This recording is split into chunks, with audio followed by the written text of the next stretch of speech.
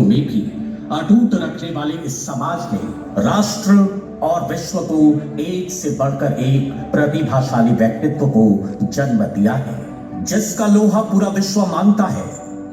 इनकी प्रतिभा का ही कमाल है कि अपनी स्वीकृति से परे जाकर भी इस समाज ने न सिर्फ बरकरार रखा बल्कि खुद को ऐसे मुकाम पर पहुंचा दिया है, न सिर्फ दिल से सलाम करती है बल्कि दिल से सम्मान भी करती है।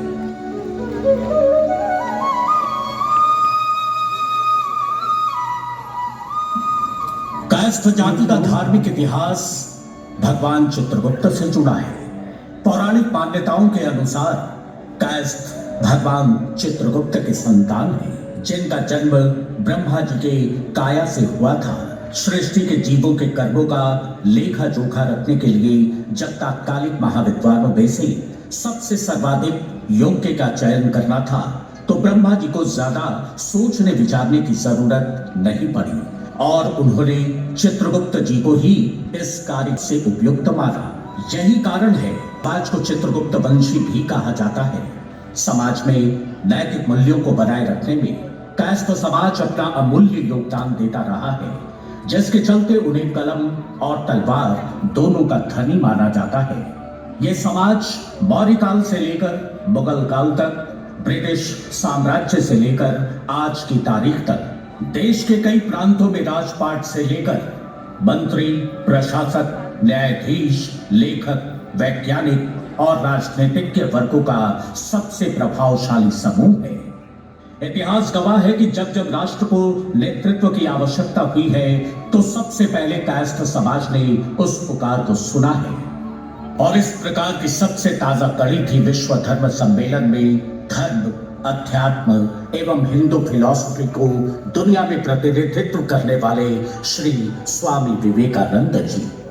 गर्व की बात है कि इस पुकार को इस समाज ने सदैव दिलेरी से स्वीकार किया है। एक बेहद समृद्ध इतिहास को आजाद भारत के पहले राष्ट्रपति डॉक्टर राजेंद्र प्रसाद और संविधान सभा के प्रथम अध्यक्ष नंद सिन्हा जी ने फिर से गौरव पन्ने जोड़ने की शुरुआत की थी और आज इस महान गौरवशाली परंपरा को बढ़ाने का काम किया नेताजी सुभाष चंद्र बोस ने।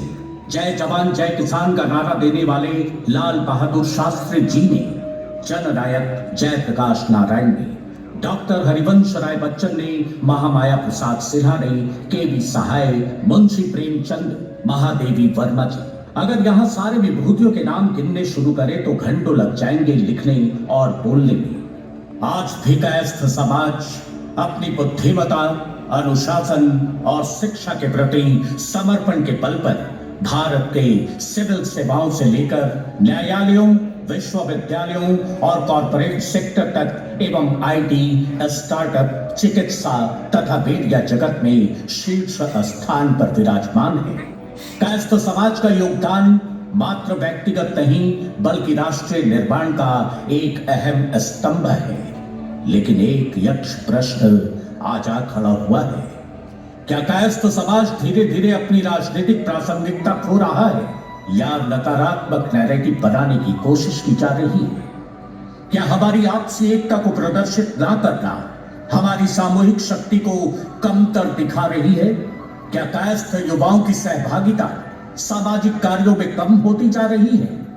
क्या कम जनसंख्या का जो कथित नैरेटिव है वो वाकई हमारे लिए बाधा है, या हम स्वयं अपनी ऐतिहासिक भूमिका और प्रभाव को नजरअंदाज कर और प्रचारित संख्याओं से प्रभावित होकर अपनी ताकत का पैमाना बांधने लगे हैं? इसके अलावा सामाजिक एकता का अभाव, सांस्कृतिक उपेक्षा और संगठित मंचों की कमी भी चिंता का विषय है। यदि समाज को भविष्य की चुनौतियों से लड़ना है तो एकजुटता का संदेश देने के लिए बुलाई गई है कायस्थ महापंचायत 2025 का प्रथम अधिवेशन। कायस्थ महापंचायत 2025 का प्रथम अधिवेशन उपरोक्त सभी समस्याओं का समाधान तलाशने का एक वैचारिक मंच है। हमारा मानना है कि यदि कायस्थ समाज को राजनीतिक, सामाजिक और आर्थिक रूप से और बेहतर संगठित नहीं किया गया तो भविष्य में हमारी पहचान, अधिकार और प्रगति खतरे में पड़ सकती है। कायस्थ महापंचायत राजनीतिक जागरूकता, युवाओं के उत्थान, महिलाओं की भागीदारी और सांस्कृतिक संरक्षण पर विचार करेगी। कायस्थ महापंचायत 2025 एक वैचारिक आंदोलन है, नेतृत्व से संवाद की ओर और संवाद से समाज निर्माण की ओर। ये पंचायत सिर्फ सभा नहीं है, बल्कि कायस्थ समाज की आत्मा का पुनर्जागरण है। आज वक्त आ गया है संगठित होने का, जागरूक बनने का और नेतृत्व करने का।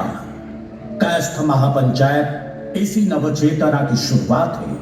चलिए साथ आएं और समाज को उसकी गरिमा और पहचान लौटाएं।